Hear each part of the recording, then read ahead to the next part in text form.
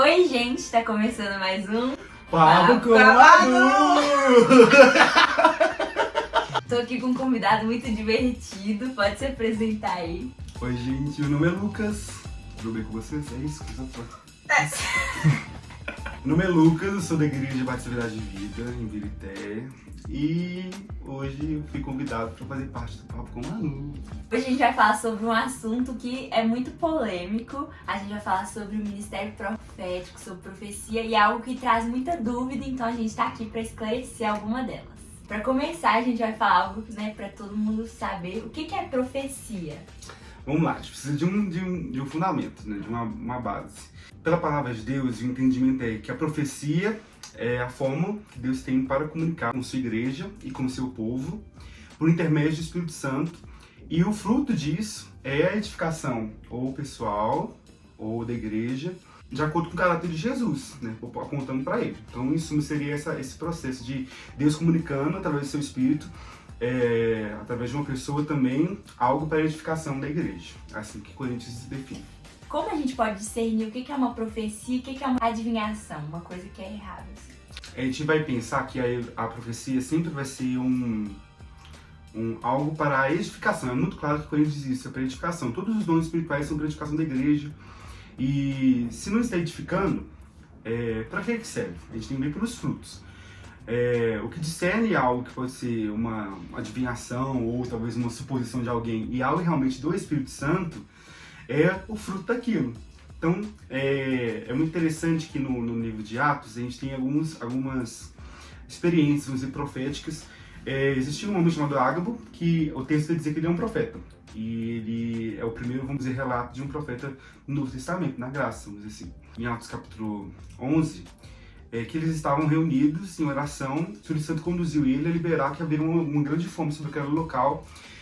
E tal, tudo bem, foi vamos dizer assim, uma palavra profética. Mas qual que foi o fruto daquilo? Os discípulos seguintes vão dizer que os irmãos, eles reuniram com os recursos, suprimentos para enviar a igreja que estaria naquele lugar para não passar necessidade. Então nós temos um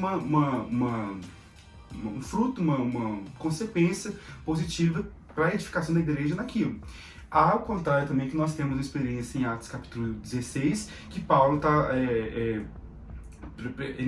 anunciando o evangelho e tem uma moça que está seguindo ele por dias falando assim: eis aí homens de Deus que vêm para pregar o caminho da salvação, servos do Deus Altíssimo. E ela faz isso diversas vezes, mas quando chega Paulo se estressa com ela e ele volta para ela e ele expulsa um demônio dela, que era um espírito de adivinhação. Então, tipo assim, o que difere a profecia de uma adivinhação, uma suposição meramente humana, até mesmo por uma influência maligna, é realmente o fruto daquilo. O Espírito Santo vai ser sempre direcionado à edificação da igreja, à edificação do nosso coração também. E isso difere muito. Por ter muitas adivinhações, né, no meio da igreja, por muito tempo, muitas pessoas ficaram muito machucadas e talvez tenham muita resistência com alguém indo levar uma palavra. Como a pessoa deve liberar e chegar numa pessoa que está resistente? Eu tento movimentar no missão profética, eu sempre penso no discernimento primeiro do evangelho. Você receber uma palavra, se você receber isso no seu coração, discernir se aquilo de alguma forma não está ferindo alguma doutrina principal do evangelho. Né? Uma palavra que o Senhor revelou e já está lá como fundamento da igreja. E outra coisa, é para edificação? Como nós estamos falando, tem um fruto por trás disso, mas é para edificação? Então o profeta é o primeiro filtro, vamos dizer assim, de uma palavra. Ele é a primeira pessoa a discernir se aquilo procede de Deus, procede dele mesmo, de suas próprias emoções, ou se ele procede de até outra coisa, vamos dizer assim, outra coisa ruim. Mas ele discernindo isso, e ele tem certeza que é o Espírito, eu acho que ele não precisa ser direto em achar que aquilo que ele está dizendo vai ser uma verdade. Mas é com humildade, talvez chegar perto de você, por exemplo, tive uma palavra profética sobre o seu coração, sobre a sua vida, e aí eu vou chegar e falar assim: olha, eu senti isso, acontecendo isso, o Espírito Santo está falando algo comigo. Faz sentido para você? Ou seja, com muita humildade, chegar e entender que aquilo que você está falando não tem um peso, vamos dizer assim, doutrinário, não tem um peso que é uma sina para aquela pessoa. Mas na verdade é algo que o Espírito Santo pode estar falando com ela, e aí cabe a ela julgar se aquilo procede do Espírito Santo ou não. Então você tem esse filtro próprio, a pessoa que se movimenta no ministério profético, mas também tem que ser essa pessoa também para discernir se isso provém do Espírito ou não, sempre com humildade. A gente, infelizmente, acostumou com o ministério profético do assim diz o Senhor, e dedo apontando na cara e tal, mas não é isso que nós vemos, né, na Bíblia, né, em Atos. Isso nós vemos no Antigo Testamento, mas há uma diferença entre o ministério profético no Novo Testamento e no Antigo Testamento.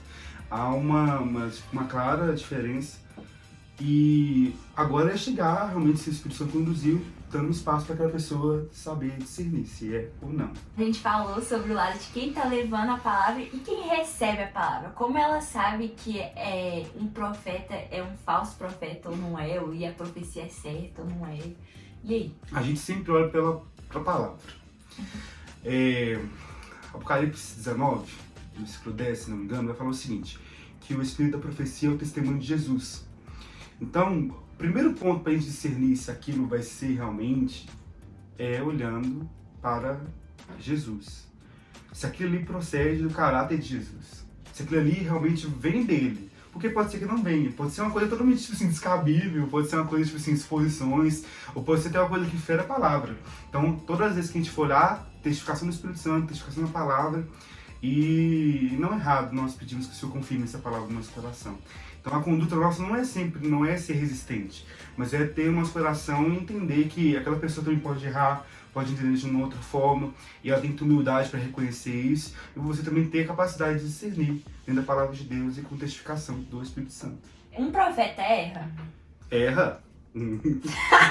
Tipo, claramente que o profeta pode errar. Coríntios vai dizer que o espírito do profeta está sujeito ao próprio profeta. Então ele pode errar, né? Se nós estamos, por isso que há uma diferença entre do Antigo Testamento e do Novo. Os profetas do Antigo Testamento, eles tinham poder, vamos dizer assim, autoridade canônica. O que é isso? É que eles poderiam, como Isaías, ele profetizava e se tornava-se parte da lei, parte de toda a doutrina dos judeus na época, né? E agora os profetas no Novo Testamento, eles, como Ágabo, eles são guiados pelo Espírito Santo, mas ele também tem emoções, ele tem entendimento, o Espírito Santo fala o entendimento deles, né? Então eles passivo de erros. Eu já tive muitos erros nessa caminhada, desde quando Deus começou a movimentar meu coração nisso. Eu me lembro que eu estava num culto e eu estava ministrando a palavra, e aquele culto onde Deus estava entregando muitas palavras para as pessoas. E em algum momento, depois de algumas palavras foram entregues e foram do Espírito Santo, eu soltei assim, eu falei assim, tem uma mulher, essa mulher aqui, Deus vai dar você uma gravidez, você vai ficar grávida, e é isso, amém. E eu culto, batendo um palmas, e vão depois falando assim, a irmã vai ficar grávida mesmo. Só que ela chegou perto de mim depois, e passou o tempo e eu não via o resultado daquilo. Não ficou grávida. Não ficou grávida, gente, entendeu? Aí, assim, e depois, posteriormente, eu fiquei relutando, porque quando eu acabei de descer do altar, eu já sabia que eu tinha feito alguma coisa, entendeu? Porque eu não tinha paz no meu espírito, fiz alguma coisa errada, o Espírito Santo não tá... Aquele momento que a pessoa do Espírito Santo é muito sensível, então algo eu não tinha feito corretamente, mesmo tentando, sabe? Não havia interesse de falar que a irmã estava grávida, entendeu? Mas posteriormente, depois de 3 meses, eu já, tipo assim, angustiado, quando eu falei, não, errei uma palavra profética, eu sou um falso profeta, entendeu? E aí ela chegou perto de mim, depois eu cheguei com humildade pra ela, falei assim, irmã, eu errei. É claro, eu não tinha nada. Jura? Sério? Eu errei, eu reconheço, eu liberei, não interpretei certo, que o Espírito Santo falou comigo. E é muito interessante que algumas semanas antes, o Espírito Santo tá falando comigo assim, foi isso que eu te falei? Eu falei, foi. Ele, foi isso que eu te falei mesmo? Aí eu não sei. Você tá falando agora comigo, eu não sei. Eu falei que através dela você vai ser gerado no vida. E o seu entendimento, na sua emoção naquele momento, falou que eu tava ficando grávida. Olha totalmente totalmente que eu te falei com você, aquilo que você entendeu nas suas emoções. E aí depois eu cheguei pra ela e falei isso, que o Espírito Santo tá falando isso e isso comigo. E não era sobre gravidez, era sobre realmente algo estar sendo gerada através da vida dela. E ela posteriormente falou comigo que ela recebeu a palavra, e ela, com toda também o Espírito Santo guiando o coração dela, ela falou assim que poucas semanas antes, o marido dela não era convertido, e ele nas 2 últimas semanas tinha se convertido em outra congregação. E ela estava lutando, orando por isso há muito tempo, desde quando ela tinha conhecido a ele. Então, tipo assim, a palavra que Deus me entregou não foi aquela que eu liberei. Eu errei. E não foi poucas vezes. Foram muitas vezes em que a gente vai errando. E aí, com nossos erros, com toda a humildade, a gente chega e fala assim, olha, faz sentido? A pessoa fala assim, não. E amém. Tá bom. Você vai pro seu canto e fala assim, me ensina. A gente só aprende as coisas errando. Então, tipo assim, agora cabe a nós também a forma que nós erramos. Nós temos capacidade de arrepender, de com humildade reconhecer que nós erramos.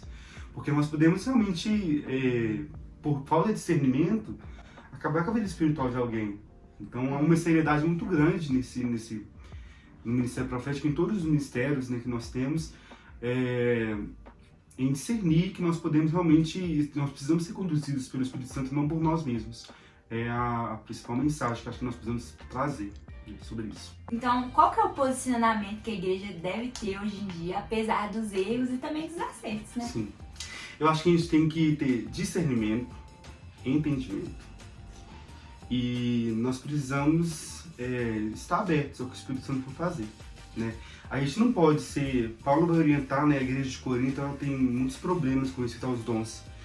E é uma igreja onde ninguém entendia nada, né? Então, ele vai orientar o quê? Ele vai falar assim, não, para de orar? Não. Eles vão orientar que seja feito com ordem, com decência, com edificação. Então, tipo assim, acho que a gente não pode excluir ou ter medo disso, mas nós precisamos ter capacidade de treinar, de crescer nisso, né? A Bíblia diz que dos 5 ministérios, né, mestres, apóstolos, evangelistas, profetas, pastores, eles servem para o crescimento da igreja, ao crescimento até qual tamanho? Até a estatura do varão perfeito, que é Cristo. Então, tipo assim, como que nós podemos tirar algo que, de acordo com a Escritura, é para a edificação do corpo de Cristo? Então, a gente precisa crescer em entendimento, estar passivo aos erros, que é através dos erros que a gente melhora, mas não abandonar o que o Espírito Santo está fazendo. Nós podemos perder o que Jesus está querendo fazer através dessa igreja se nós simplesmente silenciarmos o nosso coração. É discernir o que está acontecendo e treinar pessoas para isso. É isso. É isso. Acho que depois de tudo que ele falou, gente, eu não preciso nem falar nada. Eu queria agradecer você por estar aqui hoje. Eu tô emocionado querendo ficar aqui.